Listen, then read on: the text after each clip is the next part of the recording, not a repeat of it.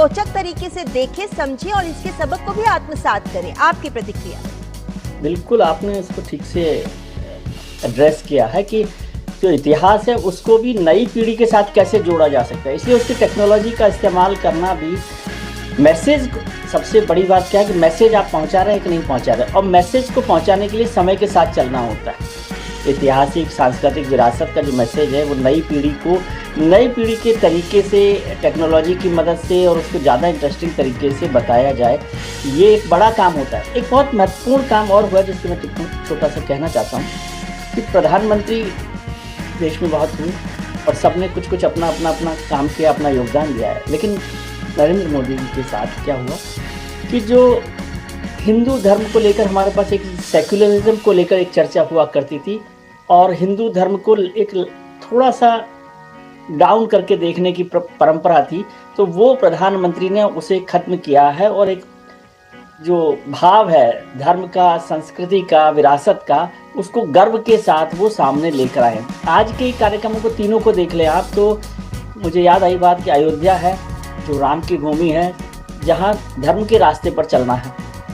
कुरुक्षेत्र है जहाँ धर्म के लिए युद्ध करना है, और गुरु तेग बहादुर है जहाँ धर्म के लिए शहीद हो जाना है। ये तीनों का कनेक्ट देखिए, और उस कनेक्ट को वो पूरी टेक्नोलॉजी के, आज वहाँ पर भी जब धर्म ध्वज फहरा रहे थे तो वो रिमोट से वो चल रहा था। तो टेक्नोलॉजी को भी साथ में जोड़ना, पहले होता था कि हम लोग साइंस को धर्म से अलग समझते थे और टेक्नोलॉजी का इस्तेमाल आमतौर पर हमारे जो धार्मिक स्थल हैं, सांस्कृतिक स्थल हैं, उन पर नहीं होता था। तो उन दोनों को जोड़कर भी प्रधानमंत्री ने पुरानी पीढ़ी को, पुरानी विरासत को और आज की जो हमारी नई पीढ़ी है, नौजवान पीढ़ी है, उसको भी उसके साथ जोड़ने का काम किया। और ये बहुत, मेरे ख्याल से बहुत अच्छा एक्सपीरियंस रहेगा कि महाभारत के अनुभव केंद्र पर आप जाएं तो पूरी महाभारत को और श्रीमद् भगवद गीता के संदेश को आप बेहतर तरीके से समझ पाएंगे। वो आपको ज़्यादा बेहतर तरीके से कम्युनिकेट करेगा।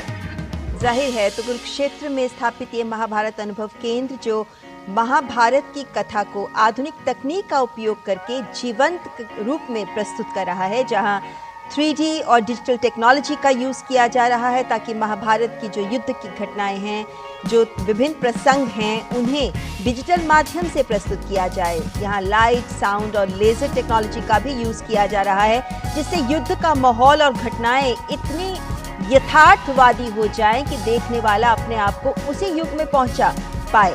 इसी के साथ टच इंटरैक्टिव डिस्प्लेस भी यहाँ दिए गए हैं। एक तरीके का इमर्सिव रूम भी है यहाँ, जहाँ पे इलेक्ट्रिक डिस्प्लेस हैं इमर्सिव रूम्स में, जहाँ आप उन रूम्स में ऐसा अनुभव करते हैं जैसे आपको लगता है कि आप जो सामने घटित हो रहा है उसका हिस्सा बन गए हैं। और इसी तरीके से काइनेटिक्स इंस्टॉलेशंस भी की गई हैं, जिसमें महाभारत के विभिन्न दृश्य और घटनाओं को गतिशील रूप में प्रस्तुत किया जा रहा है। अशोक जी, हम ये बातें सुनते आ रहे हैं कि किस तरीके से आज के आधुनिक दौर की चीज़ों को भी हम प्रस्तुत कर रहे हैं, लेकिन हम अपने इतिहास के पन्नों को भी सामने ला रहे हैं, और यहाँ तो हम अपनी सांस्कृतिक विरासत की बात कर रहे हैं। इस तरीके के अनुभव केंद्र आज के भारत और विकसित भारत की दिशा में कदम बढ़ाते भारत का ही उदाहरण प्रस्तुत कर रहे हैं। बिल्कुल, देखिए, ये जो हमारी सांस्कृतिक विरासत है, जो धरोहर है हमारी, इसको भुलाने का भी बहुत बड़ा प्रयास किया गया था। और हम जानते हैं कि जिस तरह के कुछ इतिहासकार स्वतंत्रता के बाद भारत के पटल पर उभरे और उन्होंने जिस तरह से एक साजिश के तहत पूरी भारतीय विरासत, संस्कृति, उसको मिटाने की कोशिश की या उसको तोड़ मरोड़ कर पेश करने की कोशिश की, पूरे इतिहास को, तो उसमें कहीं पर भी रामायण की बात करें या महाभारत की बात करें, उसको ये फिगमेंट ऑफ इमेजिनेशन कहा गया। ये तो एपिक्स हैं, ये तो नाटक लिखे गए हैं, इसमें कोई सत्यता नहीं है। ये प्रोपेगेंडा लगातार भारत में हुआ है, लेकिन भारत की जो जनता है वो उस विरासत को कभी भुला नहीं पाई। सदियों से ये जो विरासत थी उसको एक पीढ़ी ने दूसरी पीढ़ी को सुनाकर जीवित रखा। और आज जैसा अभी हम बात कर रहे थे कि नई तकनीक आने के बाद से हमने उस विरासत को फिर से जिंदा किया है, और आने वाली पीढ़ियों के लिए जिस तरह से तकनीकी के सहारे उसको आगे आने वाली हजारों पीढ़ियों के लिए भी हमने एक भूमि तैयार की है। अगर मैं एक चर्चा करूं तो अगर जब भी सिनेमा इस देश में आया तो सबसे पहले सिनेमा में भी रामायण महाभारत और महाराजा हरिश्चंद्र, उस सारी विरासत को पर्दे पर लाकर जनता के सामने रखा गया ताकि वो एक तरह से जिंदा रह सके। रामलीला होती हैं और हमने देखा कृष्ण लीला, तो ये सब चलते चलते सदियों से जो हमारी संस्कृति थी वो जीवित रही, और आज इस विरासत को और नई तकनीक के साथ फिर से प्रस्तुत किया जा रहा है ताकि आने वाली पीढ़ियां जो नई तकनीक को ज्यादा विश्वास लेती हैं वो भी उस विरासत को अच्छी तरह से समझ सकें, और उससे ये कुछ जो एक संदेश है गीता का, रामायण का संदेश है, ये सब को भी वो आत्मसात कर सकें। और मैं देख रहा हूँ कि अभी नई पीढ़ी में नया एक तरह से उत्साह आ रहा है, वो इस तरह के कॉमिक भी पढ़ रहे हैं, वो इससे जुड़े हुए जितने भी इलेक्ट्रॉनिक डिवाइसेस से महाभारत और रामायण के प्रसंग है उनको पढ़ रहे हैं, उसमें रुचि ले रहे हैं। तो ये जो अभी इस दौरान हम देख रहे हैं, पिछले 11 साल में प्रधानमंत्री नरेंद्र मोदी ने इस दिशा में जो प्रयास किए हैं, चाहे वो राम मंदिर का हो, चाहे हम देखें आज का जो कार्यक्रम हो रहा है, जितने भी इस प्रकार से सांस्कृतिक विरासत को फिर से देश की जनता ही नहीं बल्कि दुनिया के सामने प्रस्तुत किया जा रहा है। मैं यहाँ पर एक बात कहना चाहूँगा कि भारत का जो योग है, योगा जिसको हम कहते हैं, उसको अंतर्राष्ट्रीय स्तर पर एक संयुक्त राष्ट्र संघ द्वारा उसकी स्वीकृति प्रदान करके 150 से ज्यादा देशों में आज योग को स्वीकार कर लिया गया है, और उसमें इस्लामिक देश भी है। तो भारत की जो सांस्कृतिक धरोहर है तो किसी एक धर्म या संप्रदाय से जुड़ी हुई नहीं है, वो एक विश्व के लिए एक संदेश है। और आज दुनिया हमारी सांस्कृतिक धरोहर को फिर से अच्छी तरह से समझना चाह रही है, और ये जो प्रयास हो रहे हैं, चाहे राम मंदिर का हो या फिर आज कुरुक्षेत्र का हो, ये दुनिया भर में जितने भी एक जागरूक जिज्ञासु लोग हैं वो इसको अच्छी तरह से समझना चाह रहे हैं। अशोक जी, और समझने के बाद दृश्य दिखा रहे हैं दर्शकों को, वो भी इसी का एक उदाहरण प्रस्तुत कर रहे हैं कि किस प्रकार हम तकनीक के माध्यम से अपनी विरासत के पन्नों को सबके समक्ष प्रस्तुत कर सकते हैं, इस तरह से कि हम अपने आप को उस विरासत के साथ जोड़ सकें। ये तमाम जो इंस्टॉलेशंस की गई हैं, जो अनुभव दिए गए हैं, जो टेक्नोलॉजी का यूज़ किया गया है, उसका एक ही लक्ष्य है कि 3D एक्सपीरियंस दिया जाए। ये इमर्सिव रूम है जहां इस वक्त प्रधानमंत्री देख रहे हैं कि किस तरीके से महाभारत के विभिन्न प्रसंगों को यहाँ पर प्रदर्शित किया जा रहा है, ताकि उस काल को हम इस 3D अनुभव के माध्यम से बहुत रोचक तरीके से देख सके। आज के युवा पीढ़ी, नए दौर की पीढ़ी, हम इसको डिजिटल पीढ़ी कहते हैं, कि डिजिटल टेक्नोलॉजी के साथ जुड़कर आगे बढ़ना चाहती है, और ये टेक्नोलॉजी वो है जो लगातार बहुत तेज रफ्तार से आगे बढ़ रही है और विकास भी हो रहा है इसका। तो ऐसे में तमाम नई टेक्नोलॉजी को अपनी विरासत के साथ जोड़कर इस तरह के अनुभव केंद्र अगर हम बनाते हैं विजय त्रिवेदी जी, तो ये जो सरकार की, केंद्र सरकार की स्वदेश दर्शन योजना के तहत हम इस अनुभव केंद्र को तैयार किया है, ये एक उदाहरण भी प्रस्तुत करता है कि ऐसे अनुभव केंद्र आज के पीढ़ी को विरासत के साथ जोड़ने के लिए अत्यंत महत्वपूर्ण है, ताकि हम कुरुक्षेत्र जैसी ऐतिहासिक भूमि को, इसके माध्यम से पर्यटन को आगे बढ़ाने के जो लक्ष्य भी हैं हमारे, जिस तरीके से हम कुरुक्षेत्र की भूमि को गीता की भूमि के तौर पर प्रचार प्रसारित करना चाहते हैं और कर रहे हैं, तो ये जो हमारे लक्ष्य हैं, ये कुरुक्षेत्र की भूमि का ये अनुभव केंद्र एक उदाहरण प्रस्तुत कर रहा है। बिल्कुल ममता जी, बिल्कुल ठीक बात आपने कही। और जैसे टंडन साहब ने भी जिक्र किया कि पर्यटन का भी इसमें बढ़ावा मिलेगा। पर्यटन का बढ़ावा कब मिलता है? कि जब आपका उसमें इंटरेस्ट पैदा होता है।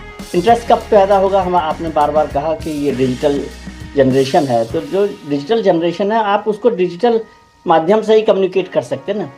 ऐसा नहीं है कि उनका इंटरेस्ट नहीं है या वो जानना नहीं चाहते। हर कोई अपनी विरासत को, अपनी जड़ों को समझना चाहता है, लेकिन उसका माध्यम पर प्रयास नहीं किया गया। महाभारत तो आज नहीं बनी ना, कुरुक्षेत्र भी आज नहीं बना, अयोध्या भी आज नहीं बनी, लेकिन उसको एक पहले खुद समझना और फिर उसको दूसरी पीढ़ी तक, अगली पीढ़ी तक समझाना, उसके लिए इस तरह के जो अनुभव केंद्र है, मैं समझता हूँ ये तो बहुत बेहतर काम है। इसको देश भर में हमारे जो बहुत सारे सांस्कृतिक केंद्र हैं, अलग अलग धर्मों के भी हैं, अलग अलग इतिहास के भी हमारे जुड़े हुए बहुत सारे केंद्र हैं, उनको यदि इसी रास्ते पर इस बेहतर तरीके से डिजिटलाइजेशन के थ्रू, लाइट एंड साउंड के थ्रू यदि किया जाएगा तो वो नई पीढ़ी को उसमें आगे बढ़ाएगा। और फिर से मैं कह रहा हूँ कि ये केवल इतिहास और पर्यटन नहीं है, ये हमारा सांस्कृतिक गौरव है। मेघालय का जिक्र जो प्रधानमंत्री ने किया वो बहुत महत्वपूर्ण है। आपने उसके बाद से हिंदुओं को, हिंदुस्तानियों को एक हीन भावना में बढ़ते हुए देखा। और उनकी एक्सरसाइज ये थी, क्योंकि हीन भावना में रहेंगे आप तो सिर उठाकर नहीं रह सकेंगे, किसी का जवाब नहीं दे सकेंगे। तो जब सांस्कृतिक विरासत को आप समझते हैं, महाभारत को आप समझते हैं, श्रीमद् भगवद गीता को आप समझते हैं, अयोध्या को आप समझते हैं, तो आप उस हीन भावना से निकलते हैं। नहीं तो अब तक यही समझाया जाता रहा कि नहीं ये कुछ नहीं है, ये कर्मकांड है और ये नॉन प्रोग्रेसिव है। यदि इसको मैं ऑर्थोडॉक्स नहीं भी कहूँ तो ऑर्थोडॉक्स होने का जो एक तमगा बांधा गया कि यदि आप राम का नाम लेते हो, आप अयोध्या, आजकल आप देख रहे हैं अयोध्या में मुझे बताया गया करीब 40 करोड़ लोगों ने दर्शन वहाँ पर किए राम मंदिर निर्माण के बाद। तो इसका मतलब पहले नहीं होता था, क्योंकि आप एक हीन भावना के साथ निकल रहे थे। आज एक नया गौरव प्राप्त हो, बिल्कुल कंट्रास्ट हो गया ये। और ये कंट्रास्ट केवल राम मंदिर को लेकर नहीं हो रहा ना, ये डिजिटलाइजेशन, ये जो नई जनरेशन है वो राम मंदिर और 5 जनवरी से तेजस तक चल रही है, समझे। तो तेजस को भी समझना और गीता के जो संदेश है उसको भी समझना, और उसमें साइंस का, टेक्नोलॉजी का इस्तेमाल करके हम अपनी नई पीढ़ी को जो कनेक्ट कर रहे हैं। मैं समझता हूँ कि पूरे देश भर में पर्यटन मंत्रालय भी और जो हमारे सांस्कृतिक मंत्रालय हैं वो दोनों मिलकर इस पर काम करें तो एक अलग तरीके का सांस्कृतिक गौरव जो होना चाहिए सांस्कृतिक विरासत के साथ वो होगा। और इसको सांस्कृतिक पुनर्जागरण भी कर सकते हैं। यदि आप हमारा इतिहास देखें, स्वामी विवेकानंद को देखें, अरविंदो को देखें, महर्षि अरविंदो को देखें, तो वो सारा काम सांस्कृतिक पुनर्जागरण का। और सांस्कृतिक पुनर्जागरण किसी भी देश के विकास की सबसे महत्वपूर्ण और पहली कड़ी मानी जाती है। आप सोचिए मुगलों ने भी मंदिरों पर हमले क्यों किए। बहुत सारे लोग कहते हैं कि पैसा और सोने के लिए, सोना और पैसा के लिए नहीं, वो सोना और पैसा तो राजाओं और महाराजाओं जिनको उन्होंने हराया उनसे भी ले सकते थे, लेकिन वो सांस्कृतिक विरासत पर हमला था, वो आपके धर्म पर, आपकी संस्कृति पर, आपके मनोबल पर हमला था। वो जब आपके साथ टूटते जाते हैं तो आप कमज़ोर होते जाते हैं। और वहाँ उसके बाद जब अंग्रेज़ों का शासन आया तो उन्होंने भी वही किया। जिस नए शब्द को हमने गढ़ा आज़ादी के बाद, सेकुलरिज्म को, सेकुलर को, वो कोई शब्द किस लिए किया कि जो हिंदुत्व का गौरव है, जो सांस्कृतिक विरासत का गौरव है, उसको कहीं पर कमतर कर रहा है। मैं ये नहीं कह रहा कि सेकुलर लोग धर्म के विरोधी हैं, लेकिन धर्म को, धर्म के गौरव को समझना, तो ये पूरे रास्ते को समझना पड़ेगा। जो 1000 साल की बात बार बार आप करते हैं ना, तो वो 1000 साल में कोई हर दिन हमले थोड़ी होते रहे, लेकिन वो हर दिन आपकी सांस्कृतिक जो गौरव है उस पर हमला होता रहा। मंदिरों पर, हमारे जो धार्मिक स्थान है उन पर हमला, उनको तोड़ना, मैं उस प्रवृत्ति को मानता हूँ कि इसको आप कमज़ोर कर देंगे तो कहीं पर भी आप लंबे समय तक शासन कर सकते हैं, राज कर सकते हैं। बिल्कुल सही बात है। सांस्कृतिक पतन जड़ों को खोखला कर देता है, किसी भी राष्ट्र की जड़ों को खोखला कर देता है, और यही जो हमला किया गया उसी के बाद अब जब सांस्कृतिक पुनर्जागरण का दौर देश में जारी है तो ये इसी महत्ता को दिखाता है कि हमें अपनी संस्कृति की जड़ों से जुड़ना होगा, तभी हम एक विकसित राष्ट्र की दिशा में सफल हो सकते हैं। क्योंकि वही राष्ट्र सफल हो पाए हैं जिन्होंने अपने इतिहास और अपने विरासत पर गर्व किया है।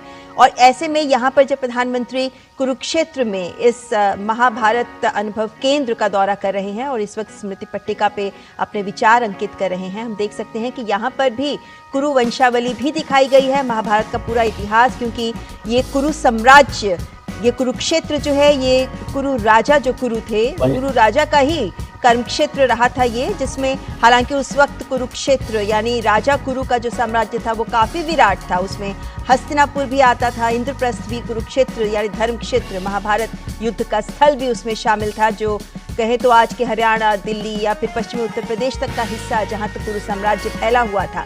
लेकिन ये वो अनुभव केंद्र है जहां ये कुरु साम्राज्य के बारे में, कुरु वंशावली के बारे में, क्योंकि वहीं पर आगे धृतराष्ट्र हुए, पांडु हुए, जिसके बाद आगे हम देख सकते हैं कि किस तरीके से महाभारत तक की जो कथा है उसके विभिन्न प्रसंगों को भी यहाँ दिखाया गया। आप देख सकते हैं ये दृश्य जहाँ दुर्योधन युधिष्ठिर के साथ चौसर खेलते हुए, और ये तमाम वो बातें हैं, ये वो बिंदु हैं जिनसे मुझे लगता है अशोक जी की एक ये भी तो बात समझनी ज़रूरी है कि ये मात्र एक स्थान नहीं है, एक पर्यटन स्थल ही नहीं है, बल्कि महाभारत के इतिहास के साथ उसके दर्शन को भी समझना, उसे भी आत्मसात करना और उसको भी स्पष्टता से सबके समक्ष।